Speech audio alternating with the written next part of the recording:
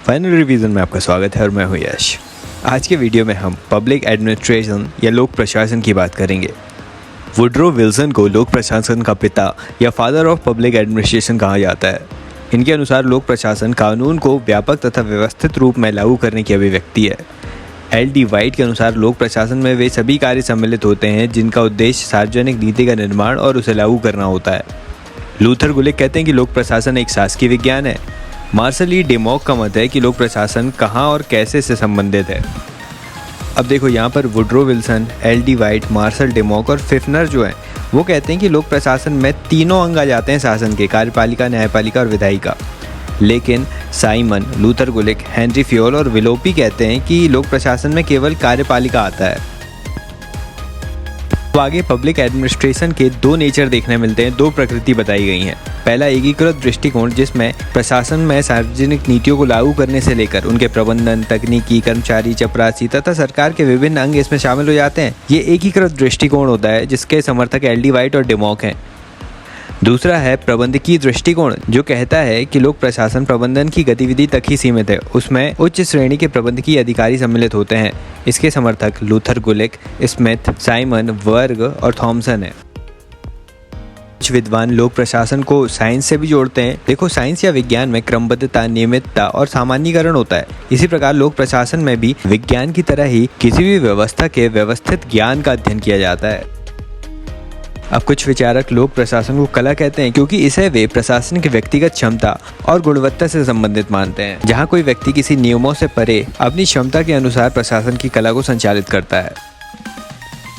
अब आगे हम जानते हैं कि लोक प्रशासन का प्रशासन के रूप में कैसे विकास हुआ। तो इसके व्यवस्थित अध्ययन का रूप हमें 18वीं सदी के अंतिम चरण में देखने मिलता है। 18th सेंचुरी में जर्मनी और ऑस्ट्रिया में कैमरलवाद सरकारी मामलों में व्यवस्थित प्रबंधन से जुड़ा हुआ था। जॉर्ज जिंके कैमरलवादी समूह के सबसे प्रतिष्ठित विद्वान थे। अमेरिका के द्वारा भी पहली बार अलेक्जेंडर हैमिल्टन की बुक द फेडरलिस्ट पेपर्स में लोक प्रशासन को परिभाषित किया गया था और हैमिल्टन ने ही सबसे पहले इस शब्दावली का प्रयोग इस पेपर में किया था। लोक प्रशासन पर पृथक शोध चार्ल्स जियां बोनिन ने अपनी book principle of public administration में 1812 में किया। लोक प्रशासन को एक स्वतंत्र विषय के रूप में स्थापित करने का श्रेय वुड्रो विल्सन को कहा जाता है। फादर ऑफ पब्लिक एडमिनिस्ट्रेशन है ये। वुड्रो विल्सन ने कहा कि संविधान के निर्माण से मुश्किल उसका क्रियान्वयन करना है। अब आगे निकोलस हेनरी ने लोक प्रशासन के विकास को 5 चरणों में विभाजित किया है। इसे देखते हैं। पहला है राजनीतिक प्रशासन द्विभाजन, 1887 से 1926 तक था ये। तो 1887 से वुड्रो विल्सन के लेख द स्टडी ऑफ एडमिनिस्ट्रेशन से इसकी शुरुआत होती है। विल्सन कहते हैं कि लोक प्रशासन व्यापार का विषय है जिसे राजनीति से पृथक होना चाहिए। इसे उन्होंने व्यापार का एक क्षेत्र माना। विल्सन मानते थे कि प्रशासन एक विज्ञान है और इन्होंने प्रशासन को राजनीति से अलग किया। इसके बाद आते हैं फ्रैंक जे गुडनाउ। इन्होंने सन 1900 में पॉलिटिक्स एंड एडमिनिस्ट्रेशन नामक बुक लिखी। इनका कहना था कि राजनीति राज्य की इच्छा का प्रतिनिधित्व करती है और प्रशासन का संबंध उसके क्रियान्वयन से है। इन्हें father of American public administration भी कहा जाता है। गुडनाउ का कहना है कि राजनीति का अर्थ नीतियों की अभिव्यक्ति से होता है, जबकि प्रशासन का संबंध इनकी नीतियों को लागू करने से होता है। आगे आते हैं एल.डी. वाइट, जिन्होंने 1926 में अपनी रचना लिखी थी introduction to the study of public administration. ये लोक प्रशासन पर लिखी विशुद्ध रूप से पहली पुस्तक मानी जाती है जिसका एकेडमिक रूप में यूनिवर्सिटीज में अध्ययन किया जाता है। तो विल्सन, गुडनाउ और वाइट का ये पहला चरण था। दूसरा चरण आता है प्रशासनिक सिद्धांतों के निर्माण का काल, 1927 से 1937। इसे लोक प्रशासन का स्वर्णिम काल कहा जाता है। यहाँ पर लोक प्रशासन को विज्ञान माना गया था। क्यों माना गया था विज्ञान? क्योंकि 1927 में W.F. विलोबी ने अपनी बुक लिखी थी प्रिंसिपल ऑफ पब्लिक एडमिनिस्ट्रेशन। उसमें उन्होंने कहा था कि प्रशासन में अनेक सिद्धांत हैं जिसे क्रियान्वित करने से लोक प्रशासन में सुधार हो सकता है, जिस प्रकार किसी भी विज्ञान में होता है। साइंस में भी तो थ्योरीज होती है ना, उन्हें भी चेंज किया जा सकता है। इसी प्रकार प्रशासन ऐसा है जो विज्ञान के समान है और प्रशासन के जो सिद्धांत होते हैं वो सार्वभौमिक होते हैं, उनमें वैधता होती है और प्रासंगिकता भी होती है। फिर हेनरी फ्योल ने अपनी रचना लिखी थी आगे जनरल एंड इंडस्ट्रियल मैनेजमेंट 1949। ये लूथर गुलिक और उर्विक आते हैं जिन्होंने लिखा paper on science of administration 1937। अब ये इस समय का चरम स्तर था। उन्होंने इस शोध पत्र में सामान्य थीसिस में यह कहा था कि मानव संगठन के अध्ययन द्वारा ऐसे सिद्धांतों पर आगमनात्मक तरीके से पहुंचा जा सकता है जो किसी भी प्रकार के मानव संबंधों की व्यवस्था को नियमित कर सकते हैं। आगे इस चरण की कुछ और बुक्स हैं। 1930 में आई मैरी पार्कर फॉलेट की क्रिएटिव एक्सपीरियंस, फिर 1931 में मूने और रेले ने लिखा था प्रिंसिपल ऑफ ऑर्गेनाइजेशन। तो ये दूसरा चरण था। लोक प्रशासन के विकास का तीसरा चरण आता है चुनौती का युग। 1938 से 1947 के बीच था ये। देखो, इससे पहले जो लोक प्रशासन को विज्ञान कहा गया था, प्रशासनिक द्वैतता का सिद्धांत दिया गया था, मतलब प्रशासन और राजनीति को अलग बताया गया था, इन दोनों ही चीज़ों को खारिज कर दिया इस तीसरे चरण के विद्वानों ने और मानवीय स्वभाव के थ्रू लोक प्रशासन को परिभाषित करने का प्रयास किया था। इसमें पहले आते हैं चेस्टर ई बर्नार्ड। इन्होंने अपनी बुक लिखी the function of the executive 1968। इन्होंने प्रशासन में किसी भी सिद्धांत का उल्लेख नहीं किया था। फिर एल्टन मेयो आते हैं जो अनौपचारिक संगठनों पर बल देते हैं। इन्होंने हार्थॉन अध्ययनों में 1927 से 1932 के बीच अध्ययन करके बताया कि संगठनात्मक प्रभाविता का निर्धारण करने में अनौपचारिक संगठनों का क्या महत्व है।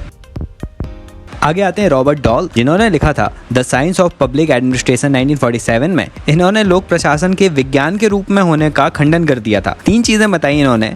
पहला कि विज्ञान मूल शून्य होता है, मतलब इसका कोई मूल्य नहीं होता, जबकि प्रशासन में मूल्यों का बहुत महत्व है। दूसरा, मनुष्यों के व्यक्तित्व अलग अलग होते हैं जिससे उनके कार्यों में अलग अलग भिन्नता होती है। फिर तीसरा कहा कि प्रशासन सामाजिक ढांचे में कार्य करता है जो सभी जगह समान हो ही नहीं सकता।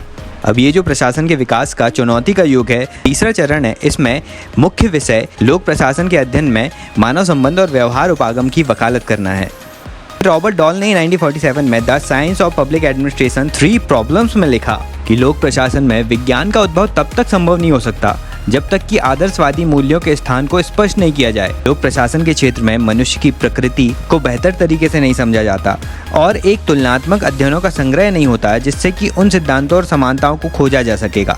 इसलिए रॉबर्ट डॉल कहते हैं कि जब तक लोक प्रशासन का अध्ययन तुलनात्मक नहीं है तब तक लोक प्रशासन के विज्ञान के दावे खोखले प्रतीत होते हैं। इस चरण में एक और विचारक आते हैं हर्बर्ट ए साइमन। ये कहते हैं कि जो भी कहता है ना कि लोक प्रशासन विज्ञान है, वो कहावतें बना रहा है। साइमन का मानना है कि लोक प्रशासन को यदि और वैज्ञानिक प्रशासन बनाना है तो उसमें व्यवहार संबंधी उपागम होना ही चाहिए। 1946 में हर्बर्ट ए साइमन ने अपनी बुक लिखी थी द प्रोवर्ब्स ऑफ एडमिनिस्ट्रेशन। 1947 में साइमन की एक और बुक थी administrative behaviour, a study of decision making processes in administrative organisation. ये जो तीसरा चरण था, इसमें लोक प्रशासन को विज्ञान माना ही नहीं है, उसमें मानव व्यवहार के अध्ययन की बात की गई है। अब इसका 4th चरण आता है पहचान और संकट का काल 1948 से 1970। इस काल के विचारक राजनीतिक प्रशासन के द्विभाजन और प्रशासन के सिद्धांतों को नकारने लगे थे। इसीलिए लोक प्रशासन को संकट का सामना करना पड़ा, क्योंकि इस समय वैश्विक सामाजिक और आर्थिक समस्याओं के परिप्रेक्ष्य में लोक प्रशासन की क्या प्रासंगिकता है, क्या ज़रूरत है, उस पर लोग ध्यान देने लगे थे। कुछ विद्वान इसका राजनीति के माध्यम से ही प्रशासन का अध्ययन करने लगे थे और कुछ ने लोक प्रशासन के अध्ययन को बनाए रखा था। एशिया और अफ्रीका में जो नए नए देश बन रहे थे उनमें पुराने प्रशासनिक सिद्धांतों का प्रश्न उठाया था उन्होंने। तो इन सभी संकट से बचने के लिए लोक प्रशासन में कल्याण प्रशासन, व्यापार प्रबंध, आर्थिक ढांचे का प्रशासन आदि को एक ही कर दिया गया, सम्मिलित कर दिया गया। और इस समय फ्रेडरिक रिक्स और डगलस मार्क ग्रेगर ये महत्वपूर्ण विद्वान थे। इनमें से कुछ विद्वान राजनीति को विज्ञान से जोड़ रहे थे, कुछ प्रशासनिक विज्ञान की ओर बढ़ने लगे थे। दोनों में ही लोक प्रशासन ने अपनी भिन्नता खो दी थी।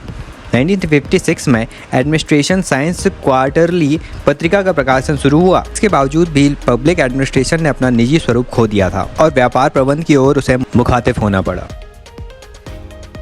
अब लोक प्रशासन के विकास का 5th चरण आता है नवीन लोक प्रशासन 1971 से ये अभी तक जारी है।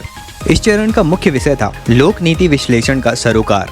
मतलब इस समय राजनीतिक प्रशासनिक द्विभाजन के परंपरागत विचारों को लोगों ने त्याग दिया था और लोक नीति उपागम को प्रशासनिक विश्लेषण में स्वीकार्यता मिल गई थी। लोक प्रशासन के विद्वान नीति विज्ञान, राजनीति अर्थशास्त्र, नीति निर्माण, नीति विश्लेषण के संबंधित क्षेत्रों में रुचि दिखा रहे थे। ड्वाइट वाल्डो ने कहा था कि राजनीति और प्रशासन के बीच पृथक्करण एक घिसा पिटा मंच बन चुका है। लोक नीति उपागम अपनाने के साथ लोक प्रशासन अंतर अनुशासनात्मक बन गया है, इसने सामाजिक प्रासंगिकता हासिल कर ली है। तो फाइनली ये चरण अभी चल रहा है। अब देखें कि भारत में लोक प्रशासन का अध्ययन कैसे शुरू हुआ। तो 1930 में लखनऊ विश्वविद्यालय में लोक प्रशासन का प्रश्न पत्र जोड़ा गया। 1937 में मद्रास विश्वविद्यालय में विश्व लोक प्रशासन पर एक डिप्लोमा पाठ्यक्रम शुरू हुआ। 1949 से 50 में नागपुर विश्वविद्यालय में लोक प्रशासन और स्थानीय सरकार विभाग की स्थापना हुई। फिर आगे Indian institute of public administration, यह भारत की प्रशासकीय शोध कार्यों का केंद्र है। और Indian journal of public administration, ये लोक प्रशासन के क्षेत्र में ज्ञान को फैलाने का कार्य करता है। तो ऐसे विकास हो रहा है लोक प्रशासन का भारत में भी। अब अगले टॉपिक में हम बात करेंगे लोक प्रशासन के अध्ययन के उपागम के बारे में, अप्रोचेस के बारे में। पहला है दार्शनिक उपागम। ये व्यापक और पुराना दृष्टिकोण है, एक मानक दृष्टिकोण है जिसमें क्या होना चाहिए इसकी बात की जाती है। प्रशासन में होने वाली सभी प्रकार की गतिविधियों को कवर करता है ये उपागम। इन गतिविधियों के आधारभूत आदर्शों और सिद्धांतों को प्रतिपादित भी करता है। इसमें विभिन्न रचनाएं हैं, प्लेटो की द रिपब्लिक, हॉब्स का लेविएथन, महाराष्ट्र का शांति पर्व और स्वामी विवेकानंद तथा पीटर सेल्फ के दृष्टिकोण भी इसी दार्शनिक उपागम में आते हैं। फिर दूसरा आता है कानूनी उपागम। देखिए, ये मुक्त व्यापार के युग में अस्तित्व में आया था जब राज्य की भूमिका सीमित और सरल थी। इसमें क्या होता है कि लोक प्रशासन का अध्ययन कानून के एक हिस्से के रूप में किया जाता है। संवैधानिक कानूनी ढांचे, संगठन, शक्तियों, कार्यों और लोक अधिकारियों की सीमाओं पर बल दिया जाता है। इसलिए इसे न्यायिक या न्यायवादी दृष्टिकोण के रूप में भी देखा जाता है। इसके प्रमुख समर्थक हैं फ्रैंक जे गुडनाउ। अब कानूनी उपागम को यूरोप के फ्रांस, बेल्जियम, जर्मनी जैसे महाद्वीपीय देशों में सबसे अधिक लोकप्रिय माना जाता है। ब्रिटेन और अमेरिका भी इसके समर्थक हैं। तीसरा आता है ऐतिहासिक उपागम। यह भूतकाल में या पास्ट में हुए ऐतिहासिक परिवर्तनों और वर्तमान में जो उन ऐतिहासिक परिवर्तनों का प्रभाव पड़ रहा है उनके जरिए लोक प्रशासन का अध्ययन करता है। ऐतिहासिक उपागम हमें मुख्यतः कौटिल्य की अर्थशास्त्र में, मुगल प्रशासन में और ब्रिटिश प्रशासन के विभिन्न अध्ययनों में देखने मिलता है, जहां भारत की पुरानी प्रशासनिक व्यवस्थाओं की एक झलक देखने मिलती है। और इसमें मुख्यतः एल.डी. वाइट ने अमेरिकी संघीय प्रशासन का इसके निर्माण काल में अपनी 4 रचनाओं के माध्यम से व्याख्या की है। पहली है द फेडरलिस्ट 1948, द जेफरसनियस 1951, द जेफरसनियस और द रिपब्लिक एरा। वाइट की इन रचनाओं में ऐतिहासिक उपागम देखने मिलता है।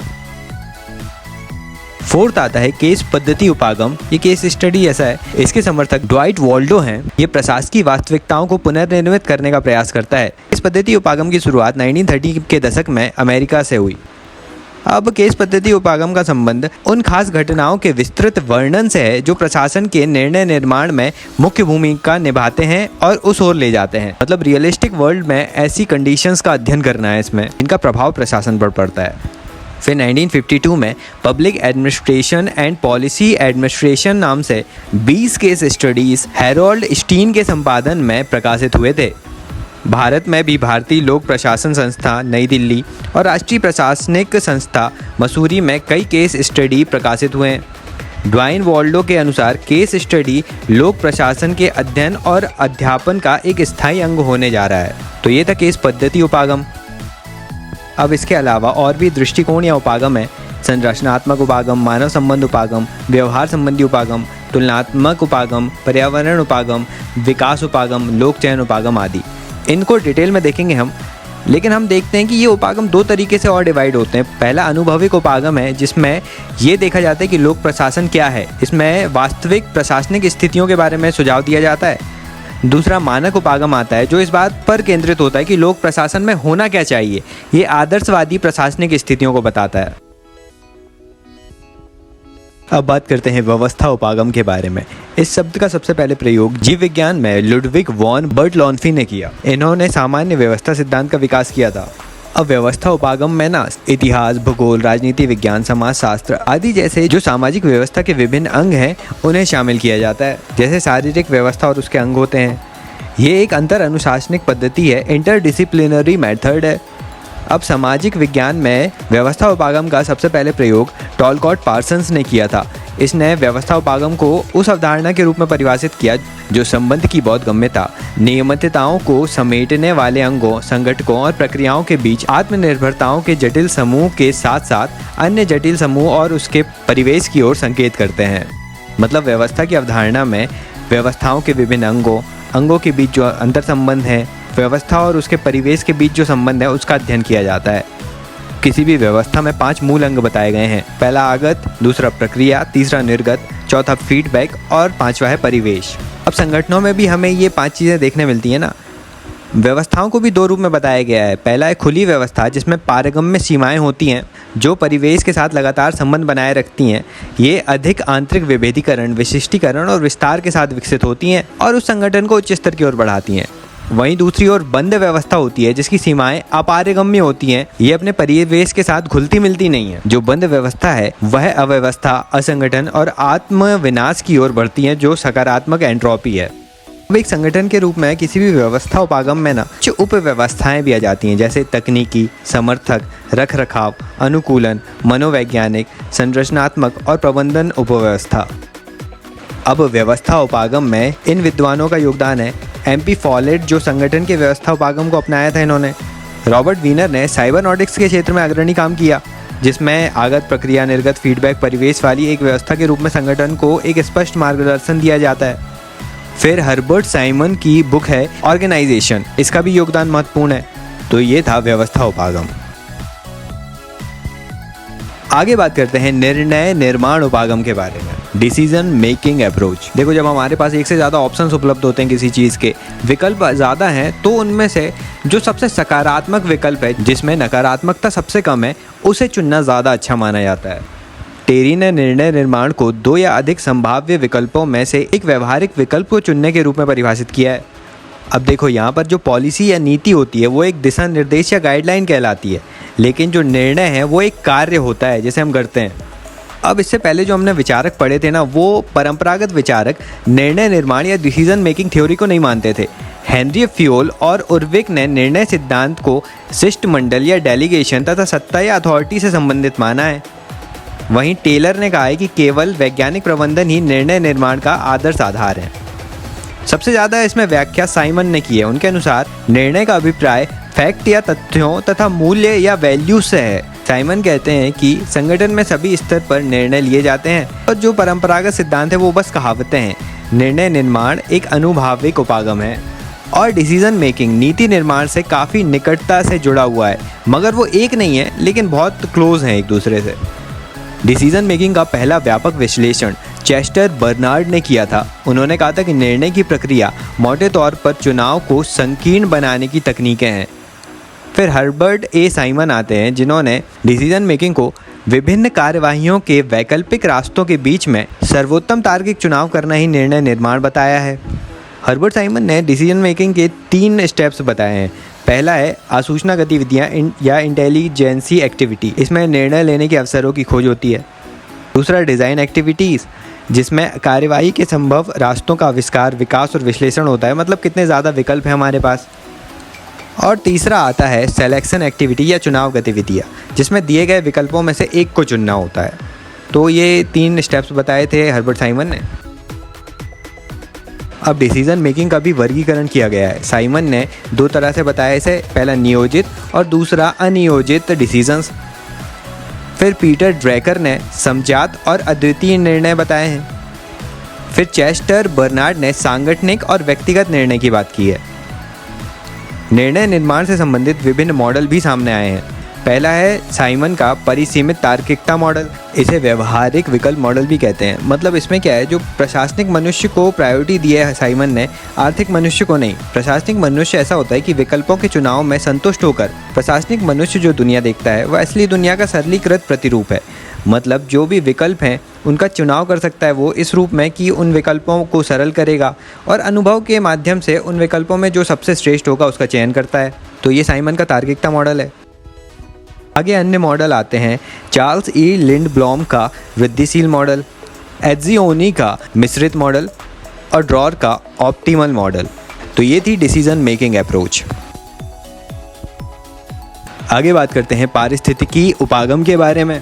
तो देखो, परिवेशी उपागम प्रशासनिक व्यवस्था और इसके परिवेश के बीच लेन देन की गति का अध्ययन करता है, जिसमें राजनीतिक, सामाजिक, सांस्कृतिक और आर्थिक आयाम शामिल होते हैं। इनके इंटर रिलेशन का अध्ययन किया जाता है।